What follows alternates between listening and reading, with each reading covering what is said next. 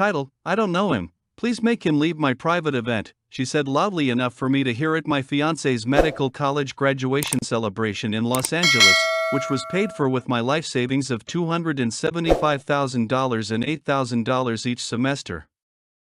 I suppose the wedding is off, because her mother laughed aloud. I formed a strategy for retaliation, smiled, and walked away without a fight. She would feel bad. The Cost of Her Dreams, Chapter 1. The first time Alyssa mentioned being a doctor, I can still clearly recall. We were both 19 years old. She was juggling 2 waitress jobs in pre-med school, while I was working double shifts at my dad's car business. I'll make it one day, she said. And I swear that the person who helped me get there will always be in my memory. I trusted her. I put all of my energy into her dream throughout the course of the following 8 years. Every cent of my $275,000 total income, plus an additional $8,000 per semester for housing expenses, board prep seminars, books, and scrubs, went toward supporting her during her time in medical school. No new truck, no trips, no dining out. In order to pay for her MCAT preparation, I even accepted a night job as a rideshare driver. She consistently assured me that she would repay me not just monetarily but also emotionally. She would remark, "You'll be right beside me when I'm Dr. Madison Blake. I will always remember what you did." That was accurate, but not in the way I had anticipated. She hardly recognized me during the ceremony on the day of her graduation. I assumed she was anxious and feeling overpowered by everything. However, I received my response that evening at the upscale rooftop party in downtown Los Angeles, which I had fully paid for. Wearing a crisp button-down and trousers, I arrived with the personalized bracelet I had gotten manufactured for her, which was inscribed with our graduation date and her initials. However, I was stopped by 2 big security officers as soon as I got close to the door. Her voice was clearly audible behind them before I could respond. "He is unknown to me. Make him leave my private event, please." As simple as that. No hesitancy, no guilt. She almost choked on her champagne as her mother laughed so hard. "The wedding is off, I suppose." They were surrounded by whispers, nods, and laughter. I remained still. I saw it all at that same instant, not because I was at a loss for words. So obvious. This was more than simply a split. This was a betrayal that had been planned for years and was a power maneuver. I did the exact opposite of what she had anticipated. I grinned. I then departed. Without a word, without any scene. However, I was already formulating a scheme in my head that she would never forget. The Strings I Still Managed, Chapter 2. I sat by myself in my flat the night after the party.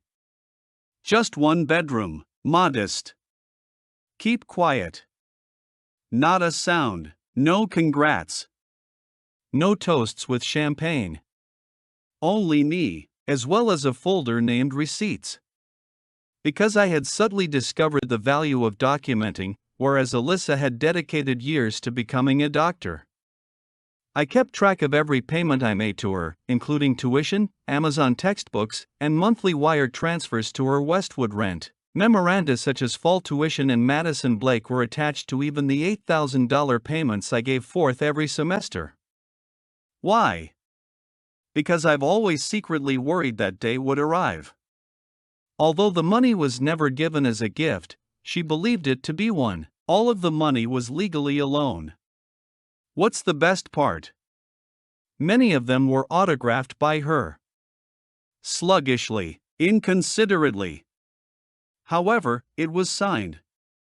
I sent an email to a college acquaintance of mine who was now employed by a well-known civil litigation business. I owed him a favor. After a collision, I assisted him in rebuilding his vehicle at no cost. "We can sue her," he said immediately. "Violation of the agreement. Deception. Emotional harm if you're willing. We will also bury her with receipts if she attempts to play the victim." Excellent. However, that was only the first phase. The second part? She was unaware that the wedding location, which I had reserved months prior, was still in my name. Additionally, I hadn't cancelled the reception hall yet, even though I had discreetly cancelled the photographer and florist 2 weeks prior when she began to seem distant. Rather, I sent the venue management an email and made a little modification. Changed this reservation from the Eric Foundation annual banquet to Madison Blake's wedding reception. Remember the caterer and the date. Include a projector. I'll be giving a lecture that evening, please add 100 copies. Without hesitation, he agreed. The luncheon was going to be fantastic. Chapter 3: The Celebration of the Doctor. Stolen. The banquet's evening came 2 weeks later. The luxurious Westside Hotel was a hive of activity. The ballroom was decked out with new arrangements, the foyer was tastefully decorated, and the guests, who were primarily my old co-workers, investors, and mutual acquaintances, showed up in formal attire, perplexed but intrigued. The invites read, Trust, Betrayal, and $275,000, a real-life case study, presented by the Eric Foundation. The title slide was already being projected onto a huge screen at the front of the ballroom. As they tried to figure out what this was all about, people whispered. I then onto the stage at exactly 7 p.m., collected and peaceful, dressed in the same blue suit I had intended to wear on my wedding day. Good evening, I said as I took up the microphone. I appreciate you coming. This evening, you will learn about a 7-year romance that ended in treachery instead of a wedding proposal. You are going to see a true story. The records are authentic. The audio samples, wire transfers, and screenshots are all authentic. The audience became silent. The presentation then started when I pressed the remote control. Slide 1: Pictures of myself and Alyssa smiling, traveling, and studying over the years. Slide 2: Dates and signed receipts for tuition payments. Slide 3: A wire transfer for Alyssa and Eric with the title Wedding Venue Deposit. Slide 4: A screen grab of an Alyssa WhatsApp chat to her closest buddy. I will only be with him till the end of medical school. Then I'm finished. He's too safe, yet lovely, not my kind. The room was filled with gasps. Slide 5. The footage of my exit from the graduation celebration, captured by a covert camera I put in my jacket pocket. Slide 6. The next morning, I recorded my voice. Well done, Doctor. You are officially the target of a National Ethics Board complaint and a civil action, but you are no longer my fiancée. I hope your new partner can handle paperwork well. I concluded by saying, thank you for coming to the lesson tonight. I hope it serves as a reminder to pick partners who are worth more than your money. I bowed. Astonished applause erupted around the room. The night wasn't quite done, though, since I got a barrage of texts as soon as I left the stage. From her. What did you do? My life was wrecked by you. The hospital board is contacting me. You are insane. I sipped my champagne and placed my phone on quiet. Let's go on to the next stage. Chapter 4: The Backlash and the Board Review. The repercussions hit Alyssa like a wave 2 days after the presentation. Revocation of her ideal Cedars-Sinai residency. Why? Because my humiliation in public wasn't the end of it. I had prepared a thorough report before to the dinner, complete with bank transaction histories, timestamps, communications, and recordings. I filed it to the Hospital Ethics Committee, the California Medical Board, and most importantly, the director of the residency program.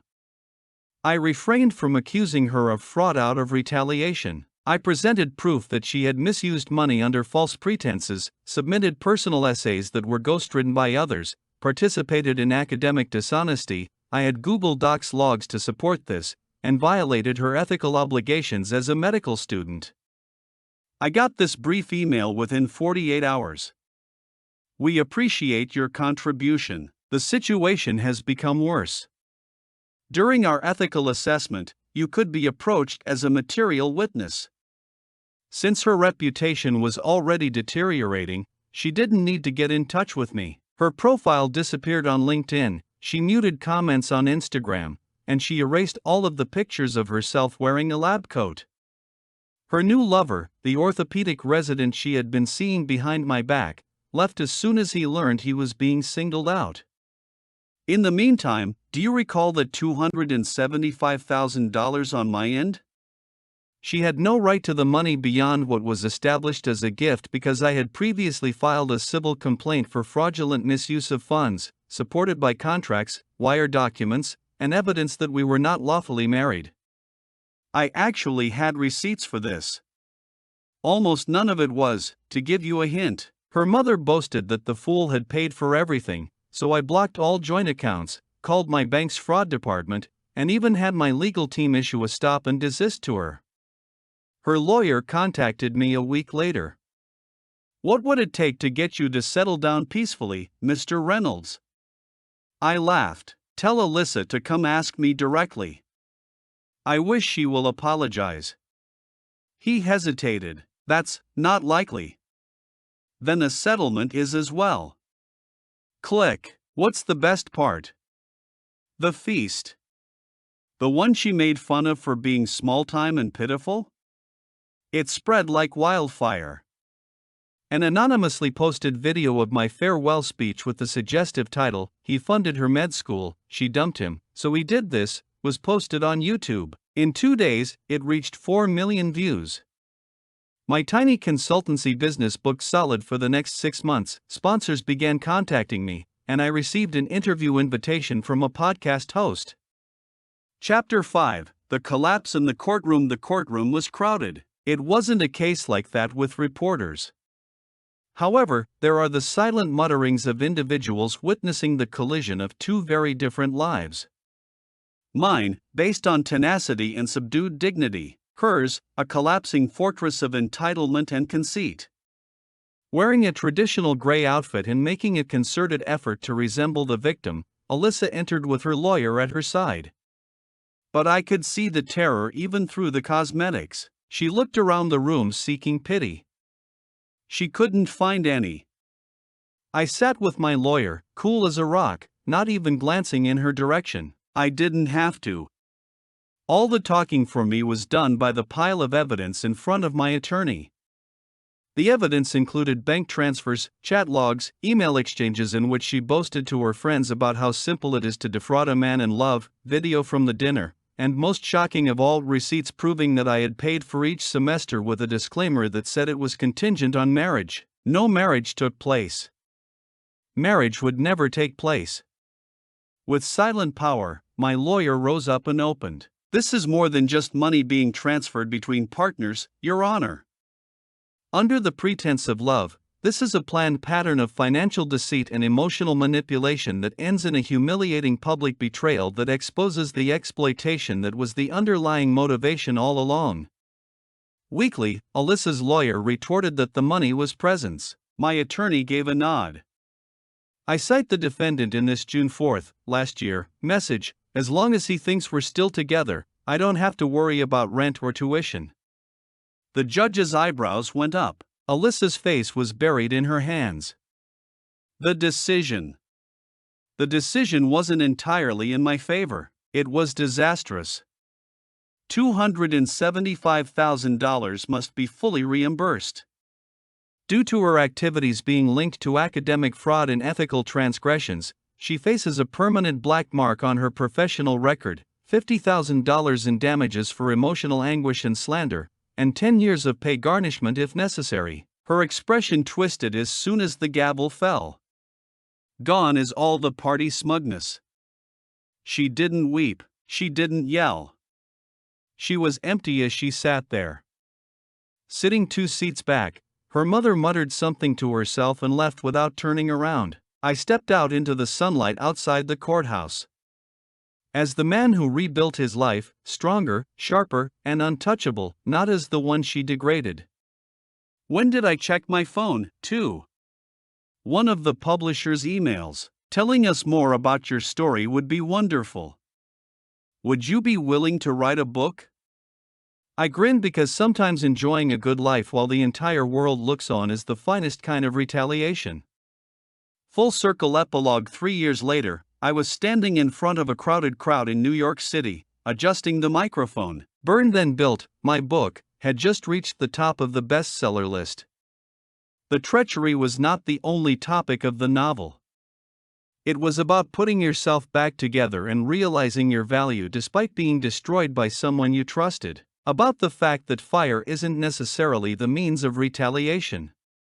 Sometimes it brings with it the type of success people can only observe from afar, as well as calm, exact justice. My new fiancée, a surgeon, was seated in the front row. She was intelligent, grounded, and the type of woman who stood next to me rather than on top of me. When we were welcoming guests after the event, a voice I recognized behind me stumbled, "Mark?" I pivoted. "Alyssa." She didn't resemble the lady who used to laugh behind my back. She appeared to be worn out. Her grin was tentative and tiny. She said, "I read your book. You truly made a huge difference." I gave a courteous nod. "Indeed, I did." She paused. "Do you ever want to go out for coffee?" Simply, speak? I took a while to respond. After giving my fiancée a little squeeze on my palm, I went back to Alyssa and spoke the most straightforward things I had been holding back for years. "No, I'm grateful." And we left her behind, lost in the wreckage of what could have been, and moved on, into the future. Closure can sometimes be achieved by not having to say anything at all, rather than by saying the ideal thing. Was this retaliation entirely warranted? Please share your thoughts on this topic in the comments section below. Similar to the narrative. Please subscribe to Lauren's Narrative for more incredible stories of justice and treachery, and if you believe this narrative is justified,